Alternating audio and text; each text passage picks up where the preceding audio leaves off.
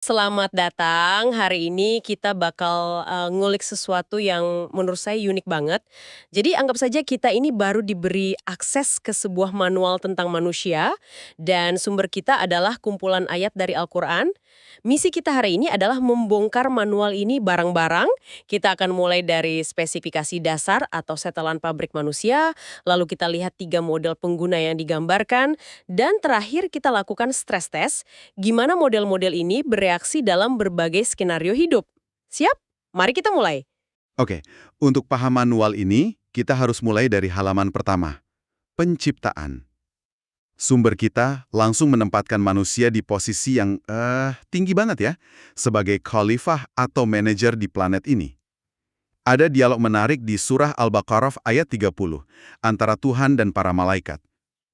Intinya, waktu Tuhan bilang mau menempatkan manusia di bumi, malaikat sempat ragu. Mereka bertanya kenapa menempatkan makhluk yang berpotensi merusak dan menumpahkan darah.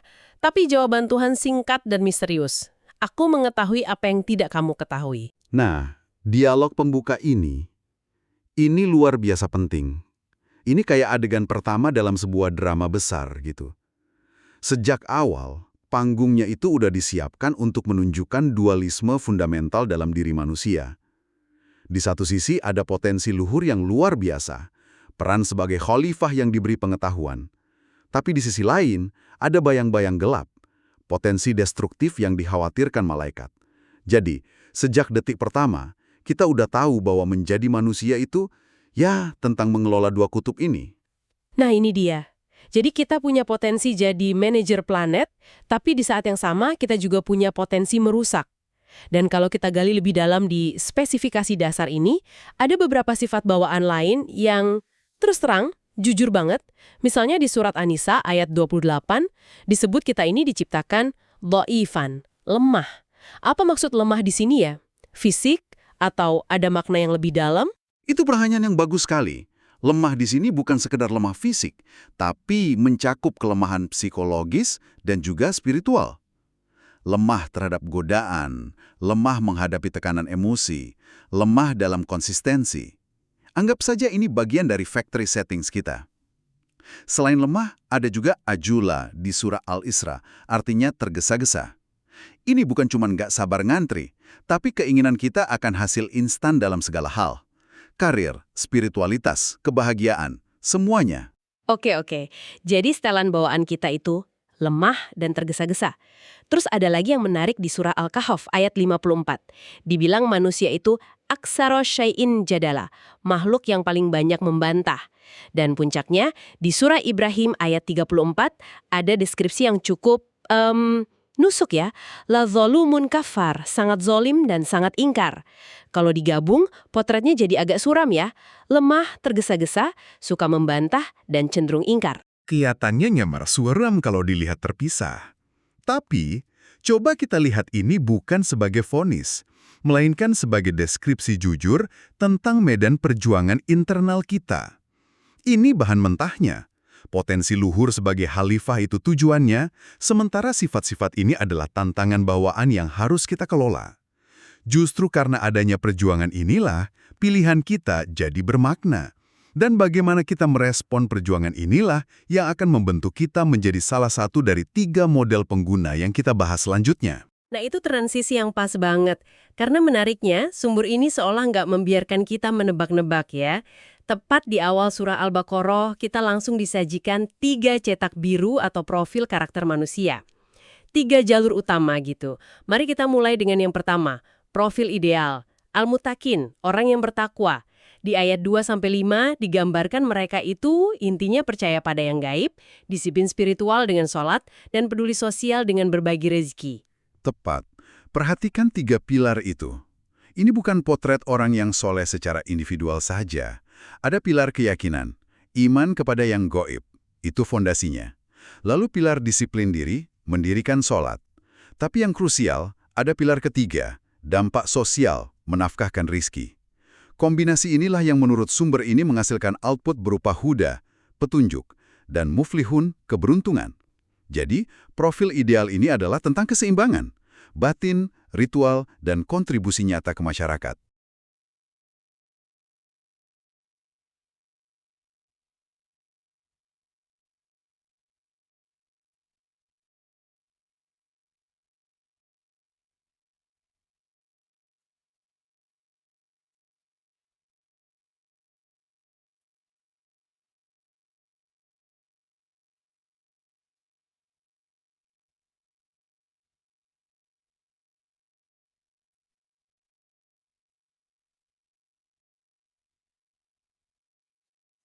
Nah, itu transisi yang pas banget. Karena menariknya, sumber ini seolah nggak membiarkan kita menebak-nebak ya. Tepat di awal surah Al-Baqarah, kita langsung disajikan 3 cetak biru atau profil karakter manusia. 3 jalur utama gitu. Mari kita mulai dengan yang pertama. Profil ideal. Al-Mutakin, orang yang bertakwa. Di ayat 2-5 digambarkan mereka itu intinya percaya pada yang gaib, disiplin spiritual dengan sholat, dan peduli sosial dengan berbagi rezeki. Tepat. Perhatikan 3 pilar itu. Ini bukan potret orang yang soleh secara individual saja. Ada pilar keyakinan, iman kepada yang goib, itu fondasinya. Lalu pilar disiplin diri, mendirikan sholat. Tapi yang krusial, ada pilar ketiga, dampak sosial, menafkahkan rezeki. Kombinasi inilah yang menurut sumber ini menghasilkan output berupa huda, petunjuk, dan muflihun, keberuntungan. Jadi, profil ideal ini adalah tentang keseimbangan, batin, ritual, dan kontribusi nyata ke masyarakat. Oke, itu profil pertama, sang idealis yang seimbang. Lalu, sumber ini langsung menyajikan antitesisnya. Profil kedua, al-kafirun, orang-orang yang mengingkari. Deskripsinya di ayat 6 dan 7 itu singkat tapi bahasanya kuat banget. Dikatakan, sama saja bagi mereka, diberi peringatan atau tidak, mereka nggak akan beriman. Terus ada kalimat yang bikin saya berhenti. Allah telah mengunci mati hati dan pendengaran mereka, dan penglihatan mereka ditutup. Tunggu dulu, dikunci mati ini kedengarannya final banget. Apa ini berarti nggak ada lagi harapan, atau ini lebih ke deskripsi konsekuensi dari pilihan mereka sendiri? Pertanyaan Anda itu tepat di jantung permasalahannya. Kata yang dipakai di situ, khatama. Khatama, ya. Iya, secara harfiah artinya menyegel atau mencap sesuatu sampai tertutup rapat. Ini bukan tindakan sewenang-wenang dari Tuhan, tapi deskripsi sebuah kondisi akhir. Bayangkan sebuah pintu yang berkali-kali ditawarkan untuk dibuka, tapi selalu dibanting. Oh, Sampai akhirnya engselnya rusak dan kuncinya macet. Nah, kunci itu adalah akibat dari penolakan yang terus-menerus. Hati, telinga, mata mereka jadi nggak berfungsi karena pilihan mereka sendiri untuk tidak menggunakannya. jadi ini lebih seperti diagnosis ya, bukan vonis di awal. Tepat sekali, diagnosis dari kondisi yang sudah kronis, akibat pilihan-pilihan sebelumnya. Oke, itu penjelasan yang mencerahkan. Nah, kalau profil kedua tadi, penolakan total, profil ketiga ini yang deskripsinya paling panjang dan jujur paling bikin merinding. Profil al-munafikun, orang-orang munafik. Sumbernya di surah Al-Baqarah dari ayat 8 sampai belasan itu melukiskan gambaran yang sangat kompleks. Mereka bilang kami beriman, tapi hatinya enggak. Merasa pintar, mencoba menipu, tapi sebenarnya menipu diri sendiri. Dan yang paling khas yaitu punya 2 muka. Betul, yang bikin profil ini menyeramkan secara psikologis adalah karena ini bukan tentang penolakan total, tapi tentang kebusukan dari dalam. Sumber ini pakai metafora yang kuat banget. Fi qulubihim marad, di dalam hati mereka ada penyakit. Penyakit ya? Iya, ini bukan sekedar kesalahan, tapi kondisi patologi secara spiritual. Penyakit ini bikin mereka kehilangan kemampuan melihat realitas. Mereka bikin kerusakan, tapi dengan arogan mengklaim sebagai muslihun, para pembuat perbaikan. Dan mereka melihat orang yang tulus beriman itu sebagai sufaha, orang-orang bodoh. Wah, Ini potret tragis dari penipuan diri yang sudah akut. jadi penyakit hati itu yang bikin mereka punya blind spot raksasa terhadap kerusakan yang mereka timbulkan. Mereka benar-benar percaya bahwa mereka adalah pahlawannya. Itu jauh lebih berbahaya daripada musuh yang terang-terangan ya, kan? Tepat sekali. Karena musuh yang jujur bisa Anda hadapi. Tapi seseorang yang membusuk dari dalam sambil tersenyum di hadapan Anda, itu tantangan yang jauh lebih kompleks dan destruktif. Alokasi ayat yang begitu panjang untuk profil ini menunjukkan betapa seriusnya penyakit ini dipandang. Oke, kita sudah bedah spesifikasi dasar dan 3 model pengguna yang sangat berbeda. Sekarang, ayo kita lakukan semacam stress test.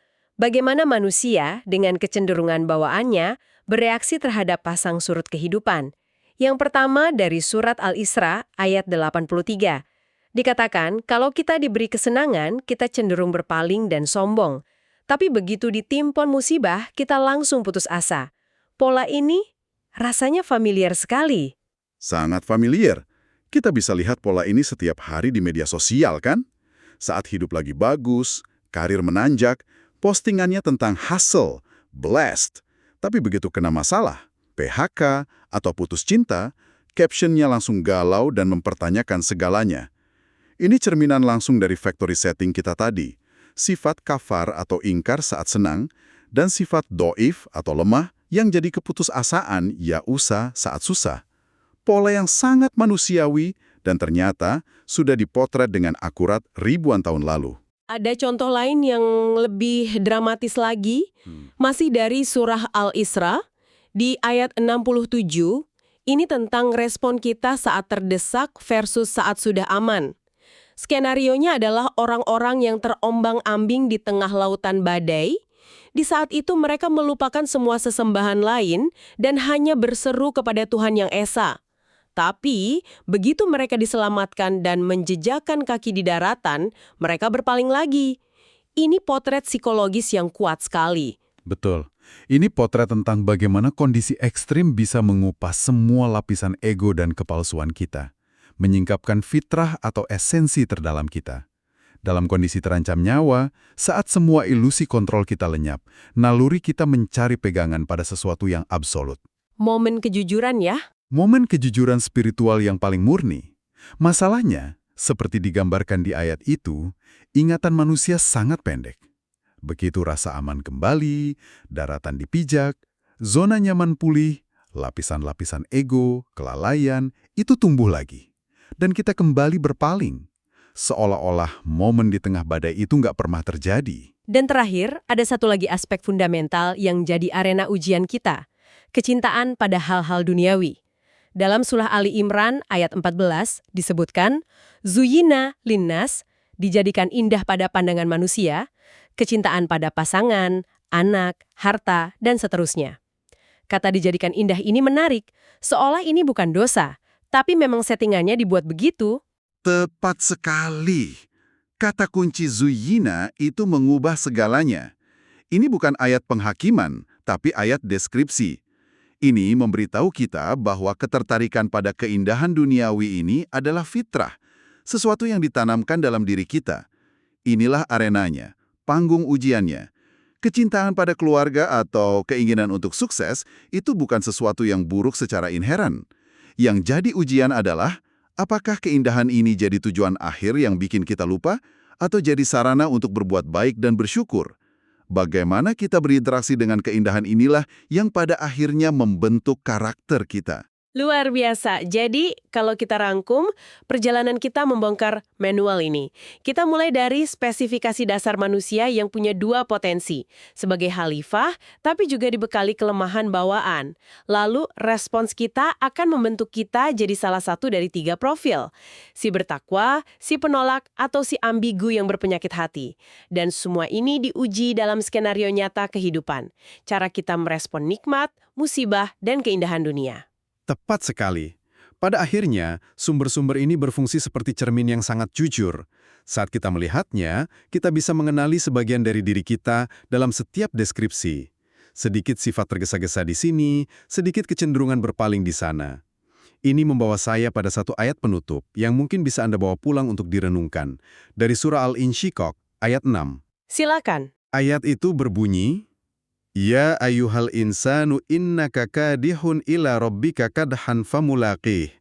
Artinya kurang lebih, wahai manusia, sesungguhnya engkau bekerja keras menuju Tuhanmu dengan sebenar-benarnya, maka engkau pasti akan menemuinya. Kata kunci yang ingin saya sorot adalah kadih. Kadih. Iya. Kata ini tidak sekedar berarti bekerja, maknanya lebih dalam. Bekerja keras, berjuang, bersusah payah, mengharap sesuatu dengan segenap tenaga. Jadi, hidup ini pada dasarnya adalah sebuah perjuangan. Pada esensinya adalah sebuah perjuangan konstan. Perjuangan melawan factory settings kita, perjuangan untuk memilih jalur yang benar, perjuangan merespon pasang surut kehidupan. Ini bukan pesan yang pesimistis. Justru sebaliknya, ini pesan yang mengatakan bahwa perjuanganmu itu dilihat, bermakna, dan merupakan bagian dari perjalananmu. Jadi, pertanyaan yang mungkin bisa Anda bawa dari pembahasan kita hari ini adalah, dengan memahami peta karakter ini, perjuangan kadek spesifik mana yang paling relevan bagi Anda saat ini, dan ke arah mana Anda ingin mengarahkan perjuangan itu?